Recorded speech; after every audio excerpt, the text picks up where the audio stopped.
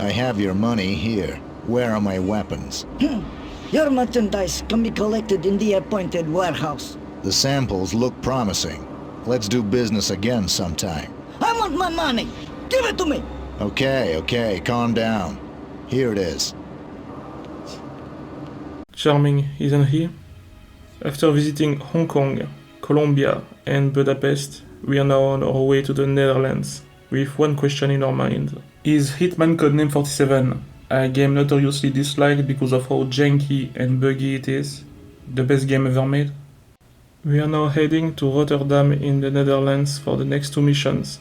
Our next target is Arkady Jegorov, also known as Boris, and Boris I will call him, for obvious reasons. He is a notorious gun runner, responsible for supplying weapons to Li Hong and Pablo Ochoa. Since he is currently hiding on his ship, somewhere in the Rotterdam harbor, and we do not know its exact location, we'll first have to find a way to track him down. Apparently, a local Dutch gang has arranged to purchase some of Boris' merchandise. By tracking them, we might be able to locate the ship. Diana also tells us some important information.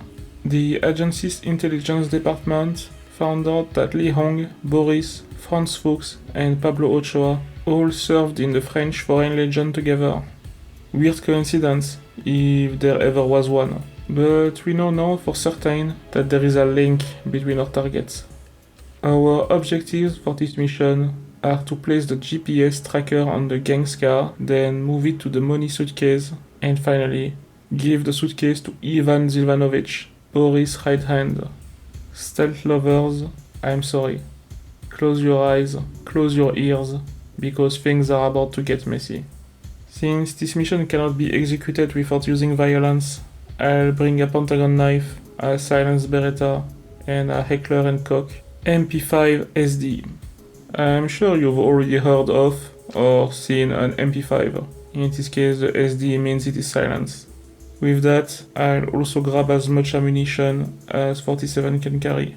Obviously, if there is going to be gunfire, I am not going out without my Kevlar. Notice that the equipment selection screen offers us the possibility to see each weapon's 3D model, although it has a tendency to randomly break between missions. Okay, let's get to it. No cutscenes for this map, but a quote.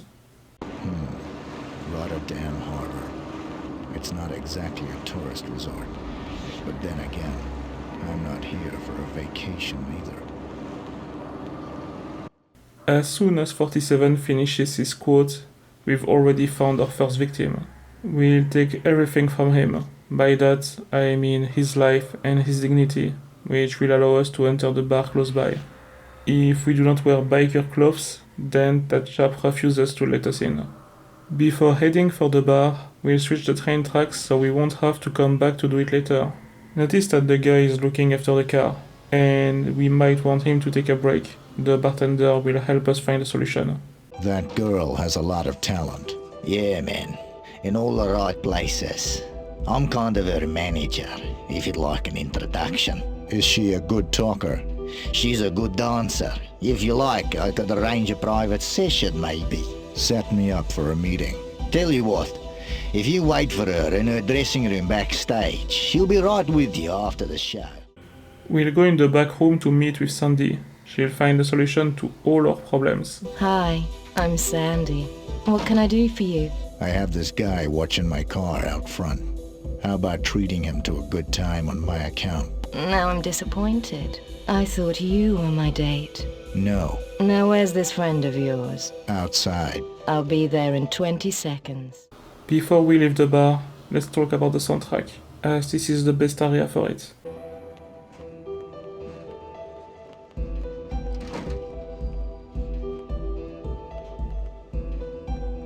Hello, handsome. How about some company? Well, actually, Come on, let's play a little game. okay, I guess I can leave the car unattended for a few minutes.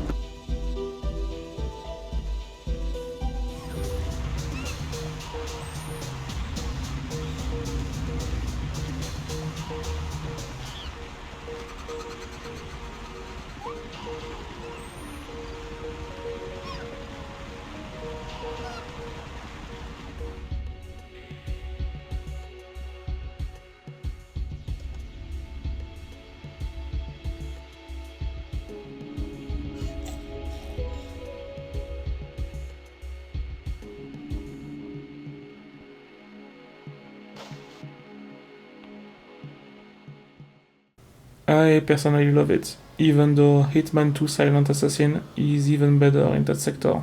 Both soundtracks were composed by Jesper Kyd, who is widely considered one of the best composers of the 2000s. If you've played Assassin's Creed 2 or any Hitman game before Absolution, then you should be familiar with Mr. Kyd's work. While Hitman Codename 47 doesn't have a very extensive soundtrack, I'm a firm believer that the tracks of each map help make the game replayable. There is not a single tune that irritates my ears, even though I've played through the entire game a few times in a short time span. In my opinion, Hitman without Jesper Kyd is like Hitman without David Bateson, but it appears that, unfortunately, my feelings about this aren't exactly shared by everybody, as Jesper Kyd's last Hitman game as a composer was Hitman Blood Money. I do not hate the World of Assassination trilogy. These are good games, it's just another era. I'll eventually talk about them someday. While Sandy does the oldest job in the world, we'll put the GPS tracker on the car.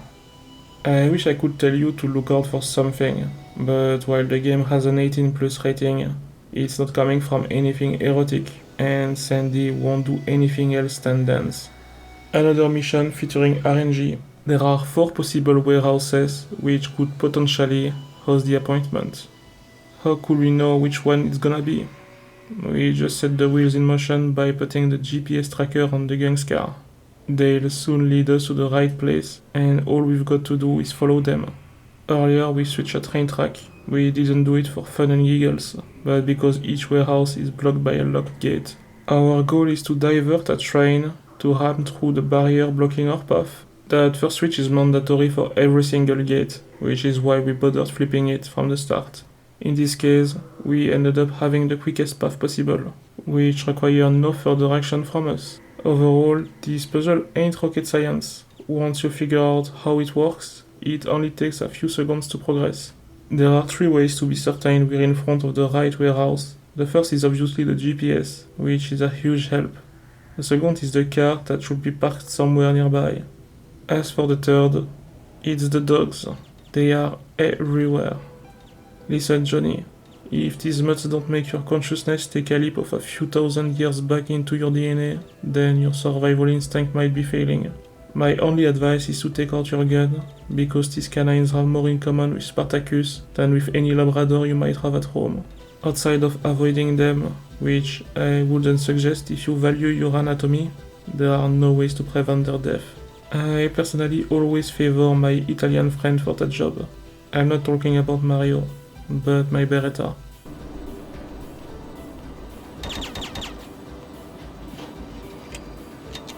Now that the Doberman madness has ceased, let's enter the storehouse, but only through the door upstairs.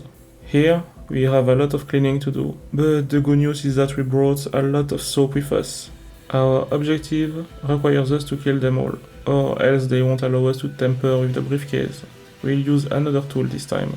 Our arsenal selection might remind some of you of a few bad years long ago, although I can assure you that with 47 at the helm, they do a much better job together.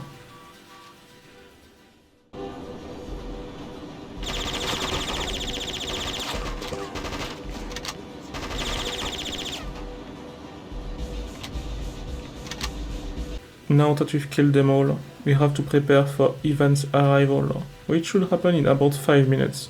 Ivan always enters through the door closest to the briefcase, and let's say that he isn't the most thorough person you've ever seen. Stashing the dead bodies behind a wall or in front of another door will be good enough. In this case, I completely forgot to take back the GPS tracker from the gang's car, so I'll do that quickly, and then put it inside the briefcase.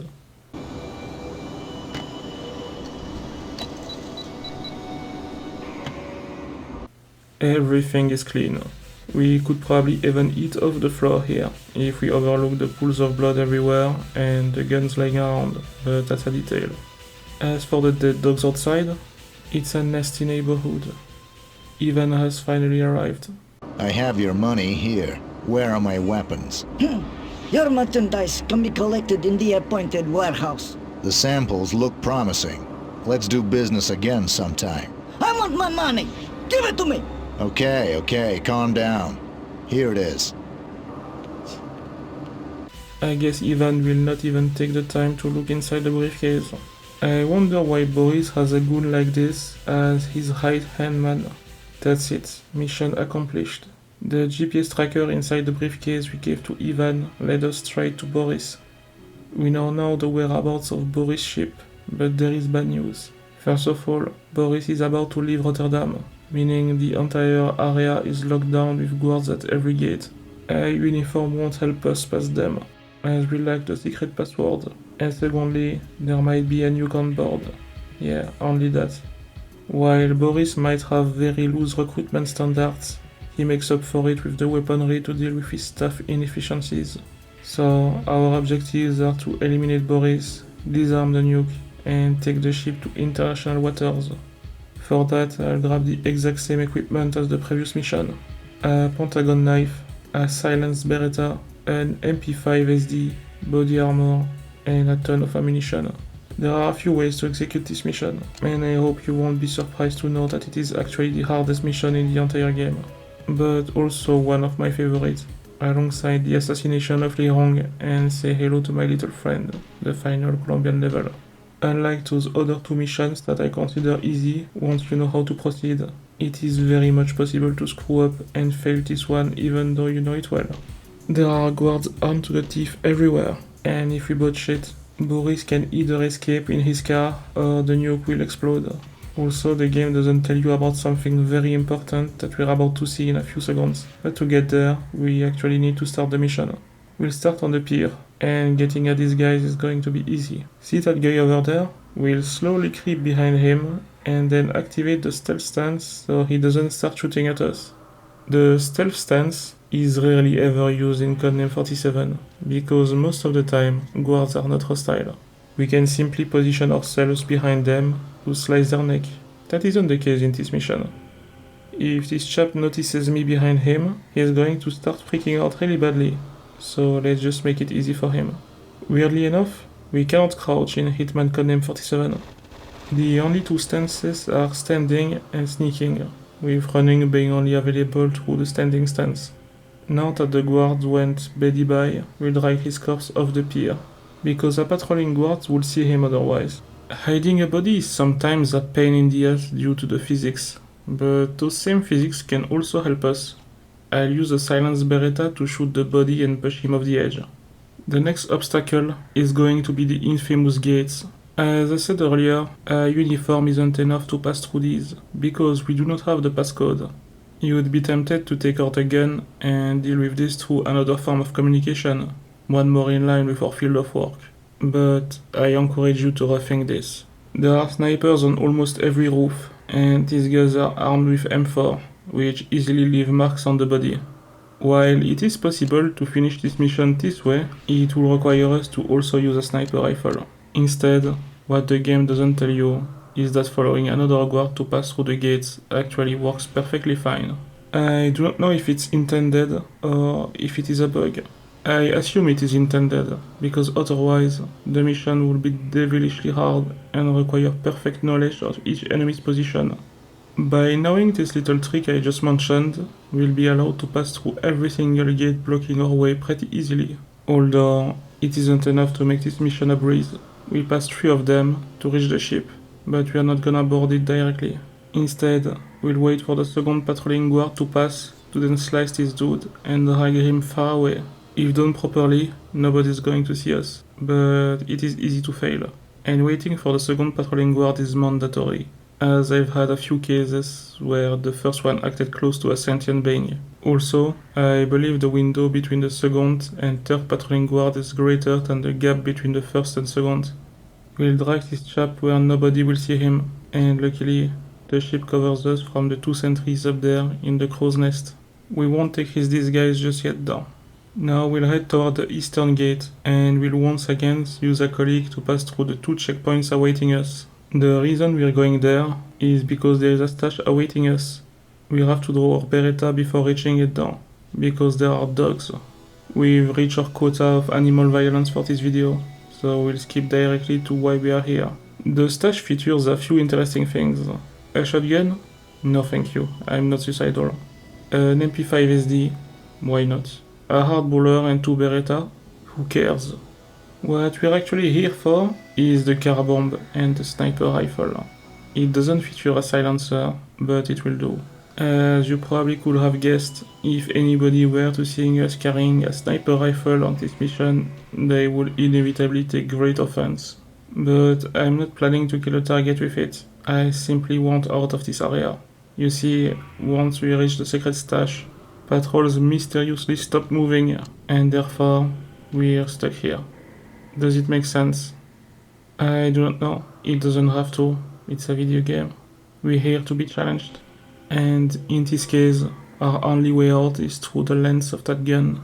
A few people are about to have a very bad day. The sniper rifle isn't a guaranteed kill, so we still have to aim for the head for maximum effectiveness. Its greatest strength is its range, allowing us to remain unseen while we make business boom for the local morticians. Although we were close to joining that crowd when I didn't notice a guard in a corner, and he was able to close the gap. 90% health and 40% armor gone in less than a second, but it won't prevent us from completing the mission. We'll snipe a few more targets around Boris' car, because unlike previous missions where we could plant bombs and nobody was ever bothering us, people here are actually pretending to do their jobs. Luckily, nobody seems bothered by hearing sniper shots echoing through the neighborhood. I mean, I told you it was a nasty place. Now that we've shot the 3 bothersome guards around the car, we'll drop the sniper rifle and go back to infiltration. We'll come back to grab the disguise from the guy we hid a few minutes earlier, as it will help us infiltrate the ship properly. The most dangerous area is definitely the exterior. There are guards everywhere, plus 2 sentries armed with MP5 standing in the 2 crow's nests. Once inside, any hostile action will trigger the activation of the nuke. No need to be seen for that. It is impossible to slice a throat without triggering that cutscene. It is all scripted. My favorite target is this guy, because if not killed, he'll prevent the ship from leaving port. I once made the mistake of trying to slice his neck, but since the cutscenes plays before we can do anything, I was left with a knife against a Beretta, and it was a rough experience. We are low on health, so we'll simply use the Beretta to seal the deal. As you can see, he was still able to fire first, and there is really no way around that. Thankfully, we only lost 2% of our health gauge. That's because the Beretta, power-wise, is one of the weakest weapons in the entire game. We took the time to close the door so nobody would hear us, which means that we're still good to go. Although most enemies will flee the ship once the nuke is armed. Makes sense, I will do the same. We'll have to deal with his remaining colleagues, as the mission cannot be completed as long as they remain alive. Outside of this one, the 3 others are working in the engine room, in the lowest part of the ship. Since Boris and Ivan will blow up upon starting the car, we won't be able to read the letter on Boris' body. Instead, I'll read it to you. Hong Kong, 14 June 99. Greetings, my smuggler friend. I'm getting very impatient. I will contact the professor. I need better men. And I need them now. The other triads are giving me some problems. Thank God for their foolish superstitions and the service of my loyal Zun. I went to see the project. I'm not sure the professor is trying hard enough. I'll squeeze him a bit. I want my men. Blood and muscle. Lee. That was the last letter, and as you can see, every single one of our targets knew each other. Another cutscene costing us 2% of our health gauge. Luckily, these chaps aren't exactly the best shots, and are also armed with crappy weapons. Their aggressivity makes me wonder if we were heard earlier, or if they simply didn't like our outfit. We'll find the nuke after killing the last one of them.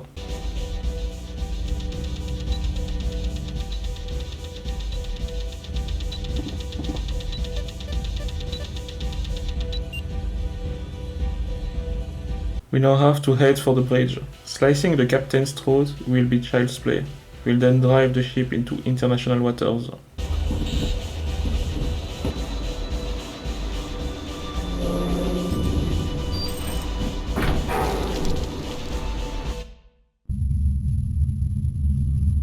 Send him to me soon, Doctor.